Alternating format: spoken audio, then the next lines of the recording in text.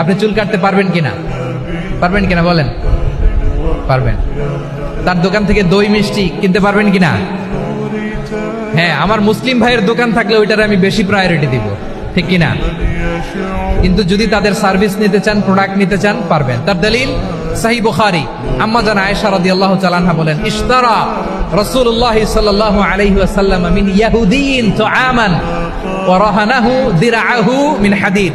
রাসূল সাল্লাল্লাহু আলাইহি ওয়াসাল্লাম এক ইহুদির কাছ থেকে, কার কাছ থেকে?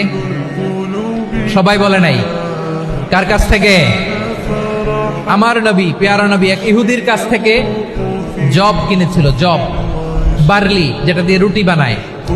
ওই জবের দাম দেওয়া টাকা পয়সা নবীর কাছে ছিল না, ফলে নবী ওনার একটা পোশাককে মর্গেজ রেখেছিলেন, মর্গেজ, বন্ধক, যে এখন এটার দাম দিতে পারবো না, কয়েক কেজি বার্লি নিয়ে যাই আর বন্ধক হিসেবে আমার জামাটা রেখে গেলাম, যেদিন দাম দিব ওই দিন জামাটা ছুটাই নিয়ে যাব। সুবহানাল্লাহ পড়বেন না? বাকিতে নিছিলেন, বাকিতে। দিরআহু মিন হাদিদ, লোহার তৈরি বর্ম, মানে যুদ্ধের পোশাক, লোহা দিয়ে বানানো। বিশ্বনবী বললেন, কয়েক কেজি জব দাও, টাকাটা পরে দিব, এখন টাকা নাই, বন্ধক হিসেবে, মর্গেজ হিসেবে আমার জামা রেখে গেলাম, যখন টাকা দিব জামা ছুটায় নিব।